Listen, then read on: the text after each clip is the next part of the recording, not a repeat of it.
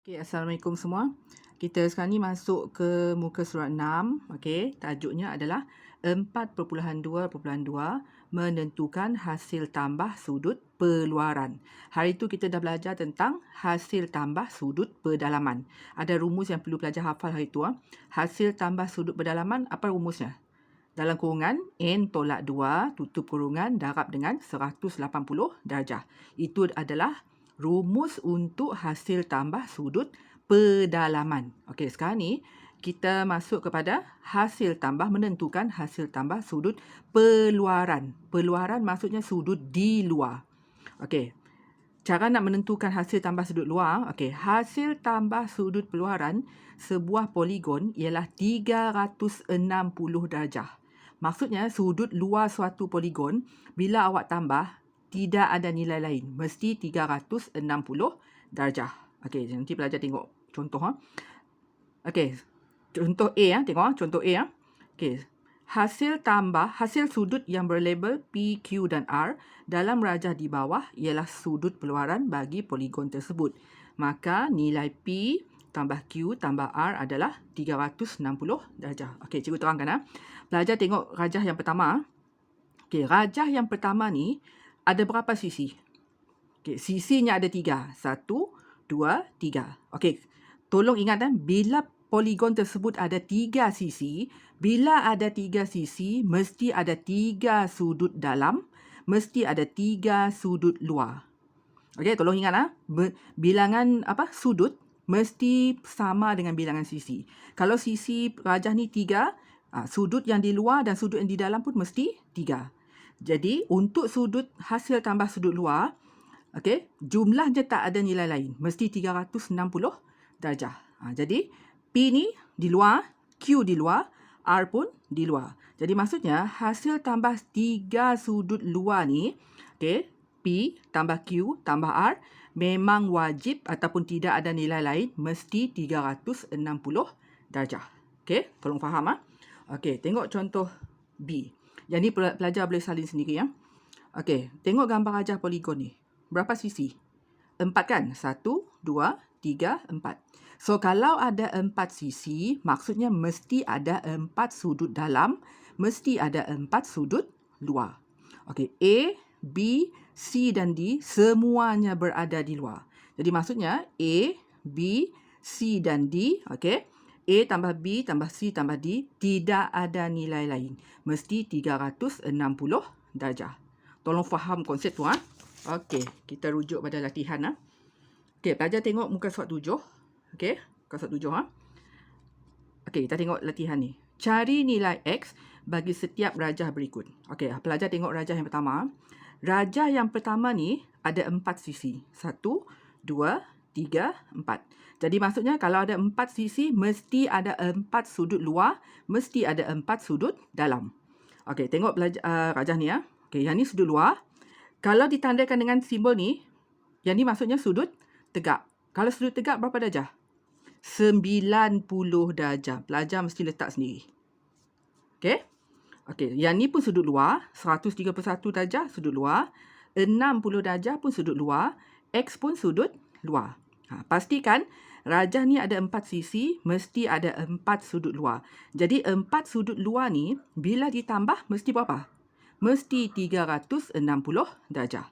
Okey, ini jalan penyelesaiannya. Okey, hasil tambah sudut peluaran 360 darjah. Okey. Okey, lepas tu X tambah 60 tambah 131 tambah 90, ini nilainya mesti sama dengan 360. Lepas tu pelajar tambah semua ni. Okey, 60 tambah 131 tambah 90, nilainya mesti 360. Okey. So nilai ni 60 131 tambah dengan 10, pelajar dapat 281 lah. Okey, nak cari nilai X, 281 pindah ke sebelah. Okey, jadi positif jadi negatif. Jadi 360 tolak dengan 281, nilai X adalah 79. Ataupun pelajar boleh ambil terus 360 darjah, tolak 90, tolak 131, tolak 60. Dapatlah nilai X iaitu 79. Boleh faham cara tu? Okey, sama juga dengan soalan B. Okey, tengok soalan B. Soalan B, okey, ada berapa sisi? 1, 2, 3, 4, 5. Jadi 5 sisi. Kalau 5 sisi, mesti ada 5 sudut dalam. Mesti ada 5 sudut luar. Okey, yang ni luar. X luar. 68 luar. 57 luar. 85 luar. 95 pun luar. Jadi semua sudut ni, yang di luar ni, bila ditambah, okey, mesti dapat 360. Okey, 360. 360 darjah. Jadi, okey. Yang ni pelajar tambahkan 68. Tambah 57, tambah 85, tambah 95, dapat yang ni lah. Okey. Jadi yang ni pindah ke sebelah, positif jadi negatif. Jadi 360 tolak dengan 305, pelajar akan dapat 55 darjah. Boleh faham? Okey, tengok contoh C. Yang ni pelajar salin sendiri ya. Okey, tengok rajah ni. Tengok bentuk soalan ni ya. Rajah ni ada 4 sisi. 1, 2, 3, 4. Dan ingat hasil tambah sudut luar, okey, hasil tambah sudut luar mesti 360 darjah. Tapi pelajar perlu kenal pasti, okey, sudut luar terlebih dahulu. Okey, tengok. X memang sudut luar. 130 memang sudut luar. 70 memang sudut luar. Tapi bolehkah pelajar ambil yang ni terus untuk ditolak nanti? Tidak boleh, sebab 62 darjah adalah sudut dalam. Jadi maksudnya bila diberi sudut dalam, pelajar mesti cari sudut luar.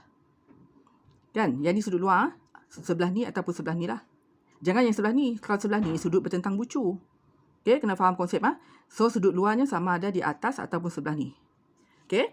Jadi maksudnya jangan ambil terus nilai 62 darjah. Sebab 62 darjah adalah sudut dalam. Jadi langkah pertama, okey, kita cari dulu nilai sini ya. Okey. Satu garis lurus berapa darjah? 180 darjah. Okey. Okey, pelajar tolak dengan 62 darjah. Okey, 62 darjah. Jadi kita cari dulu sudut luar. Jadi nilainya adalah 118 darjah. Jadi maksudnya nilai yang sudut luar yang ni adalah 118 darjah. Yang ni baru sudut luar. Okey, yang ni luar, yang ni luar, yang ni luar, yang ni pun luar. Jadi maksudnya 4 sudut ni bila ditambah mesti dapat 360. So nak cari nilai X, okey, saya guna cara yang lebih pendek Nak cari nilai X, pelajar boleh ambil terus 360 darjah. Okey, semua tadi bila ditambah mesti dapat 360 So tolak dengan 130, tolak dengan 70, tolak lagi dengan 118. So, dapatlah nilai X 42 darjah.